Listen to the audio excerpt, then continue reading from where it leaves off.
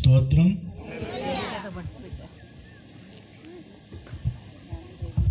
దేవునికి స్తోత్రం.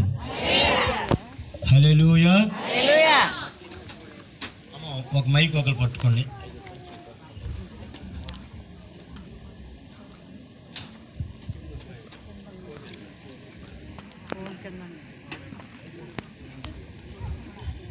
మైక్ పట్టుకోండి స్నేహితులారా. నేను చెప్పినప్పుడే వాక్యం చదవండి. ఇంకంతకంటే బైబిల్ ఇంకా అవసరం లేదు. ఈ లోకానికి ఏకైక రక్షకుడు, ప్రజలందరి పాప విమోచకుడు, నాలాంటి త్రాగుబోతుల్ని బాగా వినాలి ఈ మాట. నాన్న చిన్న సౌండ్ పెట్టినా. నాలాంటి త్రాగుబోతుల్ని రాజులుగా చేసిన మంచి దేవుడు, గొప్ప దేవుడు, ఏకైక దేవుడు, దేవుళ్ళకే దేవుడు, నేను తప్ప వేరే దేవుడు లేడని లోకానికి సవాల్ విసిరిన ఆ యేసుక్రీస్తు వారి ఉన్నతమైన నామంలో మీ అందరికీ నా హృదయపూర్వకమైన వందనాలు. చాలామంది చెప్పట్లేదు. కొలస్సీలకు రాసిన పత్రిక 4:18. కొలస్సీలకు రాసిన పత్రిక 4:18. పౌలను నేను స్వహస్తముతో నా వందనములు వాయించున్నాను. ఇప్పుడు చెప్పండి అమ్మ, అందరూ వందనాలు చెప్పండి. స్వహస్తములు అంటే సొంత చేతులు, 2 చేతులు అని అర్థం. స్వహస్తములతో వందనములు రాయిచున్నాను. చెప్పండి ఒకసారి అందరూ వందనాలు చెప్పండి. వందనాలు. మీ పక్కన ఉన్న వారు కూడా చెప్పండి వందనాలు. ఓకే, దేవునికి మహిమ కలుగును గాక. నేను ఎవరినో తెలియకపోయినా, నా ముఖం ఎప్పుడు చూడకపోయినా, 20 అధ్యాయము 29వ వచనం తీయొద్దు బైబిల్. యోహాను సువార్త.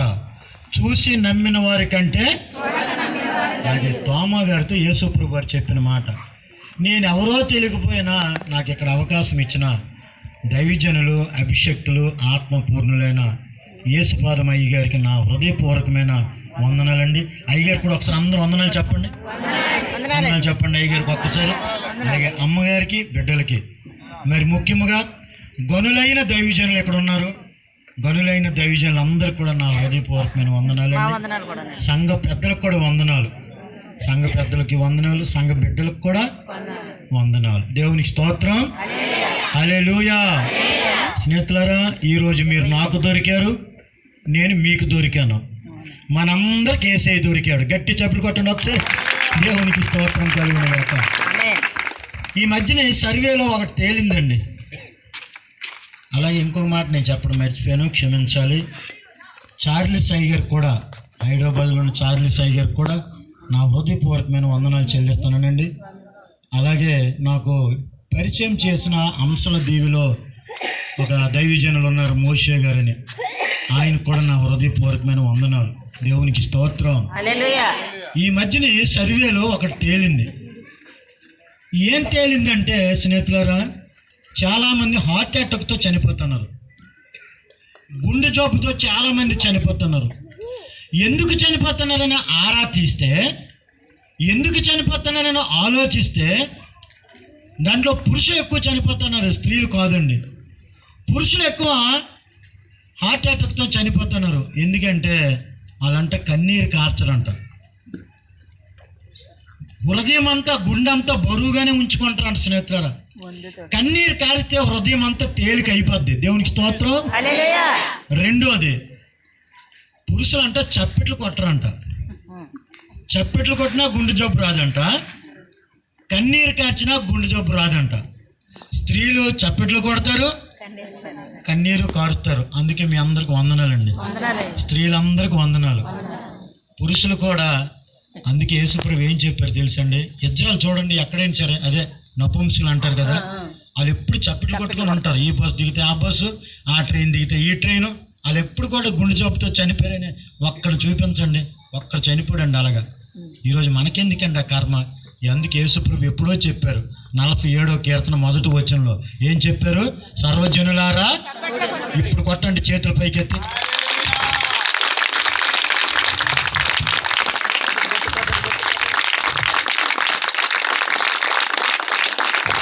స్త్రీలందరూ ఆగండి, పురుషులు కొట్టండి. ఇప్పుడు స్త్రీలు కొట్టొద్దండి. దేవునికి హల్లెలూయా. స్నేహితులారా, చాలా అద్భుతమైన సాక్ష్యము. జాగ్రత్తగానండి, నా హృదయపూర్వకం చెప్తున్నాను. దేవుని చిత్తములో ఉన్నవారు అందరు ఇక్కడ ఉన్నారండి. గట్టి చెప్పలు కొట్టండి. మళ్ళీ దేవుని చిత్తంలో ఉన్నవారు అందరూ ఇక్కడ ఉన్నారండి. నేను నమ్ముతానండి. దేవునికి మహా కృతజ్ఞతాస్తుతులు. కృప ఎవరికి తోడై ఉంటుందంటే కృతజ్ఞత కలిగిన వారికి ఉంటుందంట. కొరింథీయులకు రాసిన 1 పత్రిక 1వ అధ్యాయం 4వ వచనం ప్రకారంగా కృప ఎవరికి ఉంటుందంటే కృతజ్ఞత ఎవరి జీవితంలో ఉంటుందో కృప వారికి తోడై ఉంటుంది. ఈరోజు యేసుపాదమయ్య గారు ఈ మీటింగు, అలాగే సంఘ బిడ్డలు, సంఘ పెద్దలు అందరూ కలిసి ఈరోజు సహకరించి, సిఆర్ గారు అందరూ సహకరించి మీటింగ్ పెడుతున్నారంటే అది సామాన్యమైన విషయం కాదండి. దేవునికి మహిమ కలుగునుగాక. జాగ్రత్తగా వినండి. దేవుని వాక్యంలోనికి వెళ్దాం. కొరింథీయులకు రాసిన 1 పత్రిక మైకులో చదవండి అన్న. 6వ అధ్యాయము. కొరింథీయులకు రాసిన 1 పత్రిక 6వ అధ్యాయము 9, 10 వచనాలు చదువుకుందాం. మైకులో చదవాలి. మైక్ లేదమ్మా. అన్యాయస్తులు దేవుని రాజ్యమునకు వారసులు కానేరని మీకు తెలియదా? మోసపోకుడి. జారులైనను 1, విగ్రహారాధకులైనను 2, వ్యభిచారులైనను 3, ఆడంగితనము గలవారైన 4, పురుష సంయోగులైన 5, దొంగలైనను 6, లోబులైనను 7, త్రాగుబోతులైనను 8, దూషకులైనను 9, దోచుకొని వారైనను 10 దేవుని రాజ్యమునకు వారసులు కానేరరు. మీలో కొందరు. చాలమ్మా. ఇక్కడ ఎన్ని గ్రూపులు ఉన్నాయి చూసారండి? 10. వీళ్ళెవ్వరు కూడా దేవుని రాజ్యానికి వారసులు కానేరట. దాంట్లో నేను ఉన్నాను స్నేహితులారా. Once upon a time, not now. ఒకప్పుడు నేను దాంట్లో ఉన్నాను. పచ్చి త్రాగుబోతును, పచ్చి దొంగను, పచ్చి వ్యభిచారును, నోరిపితే అబద్ధాలు, నోరిపితే బూతులు, నోరిపితే దూషణ, విపరీతమైన లోబి. 1 కాదు స్నేహితురాలు, ఈ 10 డిగ్రీలు కూడా నాకు ఉండేవి. ఆ విధంగా కానీ నేను చనిపోతే నరకానికి వెళ్ళిపోయిందనండి. కానీ నా యేసయ్య నన్ను విడుదల చేసి ఈరోజు మీ మధ్యలోకి తీసుకొచ్చిన నా యేసయ్యకి కృతజ్ఞత స్తుతులు. దేవునికి స్తోత్రం కలుగును గాక. జాగ్రత్తగా వినండి. యేసుక్రీస్తు నామంలో ఈ రాత్రి సమయంలో చెప్పిన వాక్యాన్ని, సాక్ష్యాన్ని జాగ్రత్తగా వినండి స్నేహితులారా. మీ అందరి హృదయాలు నా యేసయ్య తెరుచునుగాక. లలిత జ్యువెలర్ ఓనర్ ఏమంటాడండి? డబ్బులు ఊరికినే రావు అంటాడు. పరలోకం కూడా ఊరికినే రాదు. దేవునికి స్తోత్రం చెప్పండి ఒకసారి. పాపాలు ఒప్పుకొని పరిశుద్ధ రక్తంలో కడగబడి మారు మనసు కలిగి బ్రతికితేనే పరలోకం. దేవునికి స్తోత్రం. దేవతలకే దేవుడవయ్యా, సకల దేవతలు నీ ముందు సాగిల పడుదురు.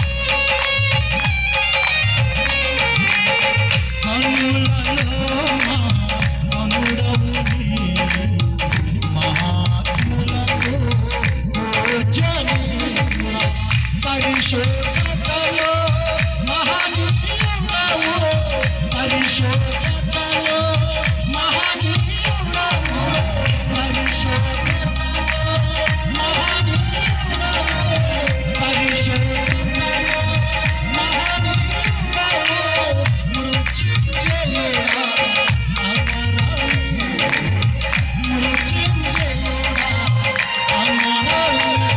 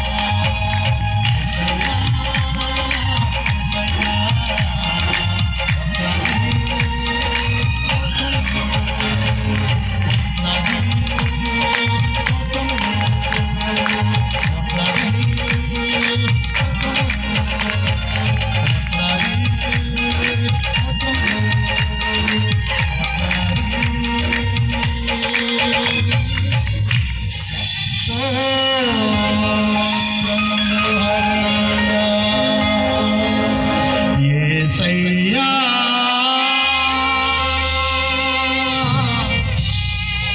నా యేసయ్యా కోట్లాది